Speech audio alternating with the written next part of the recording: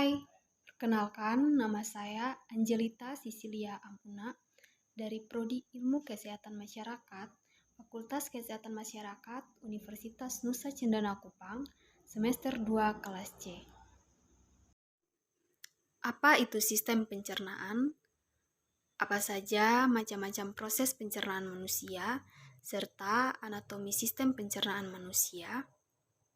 Jadi, pertanyaan ini akan saya jawab atau akan saya bahas dalam materi yang akan saya sampaikan, yaitu sistem pencernaan.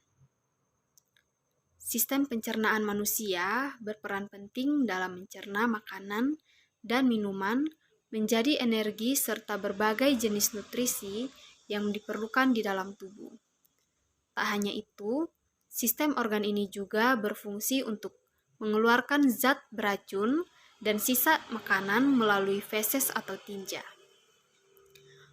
Macam-macam proses pencernaan manusia terdiri atas dua, yaitu yang pertama pencernaan secara mekanis yang merupakan proses pencernaan, yakni dengan cara mematahkan partikel makanan yang semula besar menjadi lebih kecil.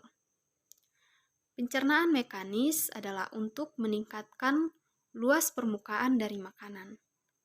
Yang kedua, pencernaan secara kimiawi merupakan jenis proses pencernaan yang menggunakan bahan kimiawi yang ada di dalam tubuh. Fungsinya adalah merubah atau melakukan transformasi bentuk makanan yang awalnya besar menjadi bentuk partikel yang lebih kecil. Anatomi sistem pencernaan terdiri dari organ-organ pencernaan yang dibagi menjadi dua kelompok utama, yaitu organ dalam saluran pencernaan dan organ pencernaan pelengkap. Saluran pencernaan atau disebut juga dengan traktus gastrointestinal adalah saluran panjang yang masuk melalui tubuh dari mulut hingga ke anus, berfungsi untuk mencerna, memecah, serta menyerap makanan melalui lapisannya ke dalam darah. Organ dalam saluran pencernaan ini meliputi mulut, esofagus atau kerongkongan, lambung, usus halus, usus besar, dan berakhir di anus. Organ pencernaan pelengkap dari lidah, gigi, kantung empedu, kelenjar air liur, hati, dan pankreas. Pencernaan secara garis besar terbagi menjadi dua, yaitu sistem pencernaan dan kelenjar pada sistem pencernaan. Organ-organ sistem pencernaan yang pertama itu rongga mulut. Di dalam rongga mulut terdapat dua organ sistem pencernaan, yaitu gigi atau dentin dan lidah atau lingua. Masing-masing organ sistem memiliki peranannya masing-masing. Gigi atau dentin merupakan alat pencernaan mekanis gigi, berfungsi untuk memotong, mengoyak, dan menggiling makanan menjadi partikel yang lebih kecil. Lidah atau lingue dilapisi oleh lapisan mukosa yang penuh dengan bintil-bintil atau papila yang mengandung saraf pengecap. Lidah berfungsi sebagai indera pengecap makanan, mengatur makanan pada saat mengunyah, dan menelan makanan, serta membantu menghasilkan suara ketika berbicara. Lidah juga berfungsi untuk membantu mencampur makanan dengan air liur dan mendorong makanan masuk ke esofagus. Yang kedua, tekak atau faring. Tekak merupakan pertemuan saluran pernapasan antara rongga hidung dengan tenggorokan dan saluran pencernaan antara rongga mulut dan kerongkongan. Fungsinya sebagai penyalur makanan ke lambung dan mengatur lalu lintas saluran makanan. Yang ketiga, kerongkongan atau esofagus. Kerongkongan berupa tabung otot yang panjangnya sekitar 25 cm, memanjang dari kaki rongga, mulut hingga ke lambung.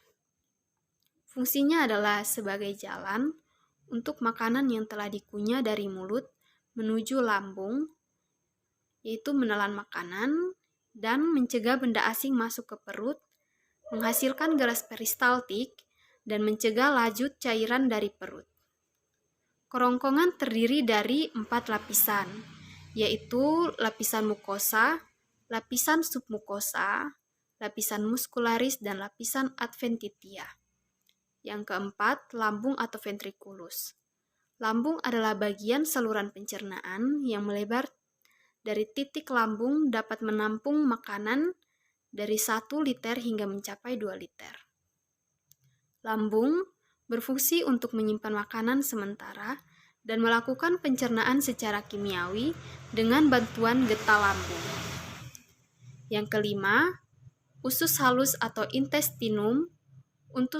Untuk usus halus ini adalah bagian dari saluran pencernaan yang terletak di antara lambung dan usus besar.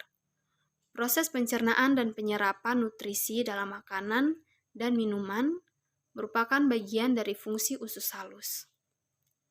Makanan yang dikonsumsi menyimpan berbagai nutrisi yang diperlukan oleh sel-sel tubuh, tapi sebelumnya makanan tersebut harus dicerna menjadi zat yang cukup kecil agar dapat diserap. Yang keenam, usus besar atau kolon. Usus besar adalah bagian antara usus buntu dan rektum. Fungsi organ ini adalah menyerap air selama proses pencernaan, membentuk massa feses, mendorong sisa makanan hasil pencernaan atau feses keluar dari tubuh, dan membentuk lendir untuk melumasi permukaan mukosa. Yang ketujuh, anus atau rektum. Bagian kolon paling akhir disebut anus atau rektum, yang panjangnya kurang lebih 15 cm. Organ ini berfungsi sebagai tempat penyimpanan sementara feses, menahan feses agar tidak keluar secara tiba-tiba, membantu feses keluar dengan gerak peristaltik. Pada anus terdapat otot volunter yang dikendalikan oleh kehendak kita. Berikutnya, kelenjar pada sistem pencernaan. Organ-organ yang menghasilkan kelenjar pencernaan pada sistem pencernaan manusia terdiri dari kelenjar ludah atau glandula salivaris, hati atau hepar, kantung empedu, dan pankreas. Yang pertama, kelenjar ludah atau glandula salivaris. Kelenjar ludah menghasilkan sekitar 1 sampai 2,5 liter air ludah setiap harinya. Ludah manusia mengandung air, mukus, enzim amilase, zat antibakteri, dan lain-lain. Ludah berfungsi untuk melumasi rongga mulut serta mencerna karbohidrat menjadi disakarida. Yang kedua, hati atau hepar. Hati merupakan kelenjar terbesar di dalam tubuh, terletak dalam rongga perut sebelah kanan, tepatnya di bawah diafragma. Hati berfungsi sebagai pengatur keseimbangan zat makanan dalam darah, sebagai penyekresi empedu, dan membentuk eritrosit. Yang ketiga, kantung empedu. Kantung empedu adalah organ berbentuk buah pir yang dapat menyimpan sekitar 50 ml empedu yang dibutuhkan di dalam tubuh untuk proses pencernaan. Kantung empedu berfungsi untuk menetralkan asam lambung, membantu proses pencernaan lemak, membantu fungsi enzim lipase sebagai bakterisida. Yang keempat, pankreas merupakan kelenjar eksokrin sekaligus kelenjar endokrin. Secara umum, fungsi pankreas dalam tubuh adalah memproduksi hormon dan enzim untuk menghancurkan makanan di dalam perut.